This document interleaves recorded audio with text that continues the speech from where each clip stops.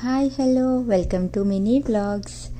చాలా రోజుల తర్వాత వర్షం పడ్డది. సారీ రోజులు కాదు, నెలల తర్వాత వర్షం పడ్డది. సో వర్షం అంటే ఎవరికి ఇష్టం ఉండో చెప్పండి, అందరికీ ఇష్టం. నేనైతే మాత్రం చాలా రోజుల నుంచి ఎదురు చూస్తున్నాను, వర్షం ఎప్పుడు పడుతుందా, ఎప్పుడు చల్లారుతుందా ఈ క్లైమేట్ అని చెప్పేసి. సో వర్షం పడ్డదంటే ఖచ్చితంగా మనకి ఏదైనా వేడివేడిగా తినాలనిపిస్తుంది కదా. సో అలాగే నాకు కూడా చికెన్ బిర్యానీ తినాలనిపించింది.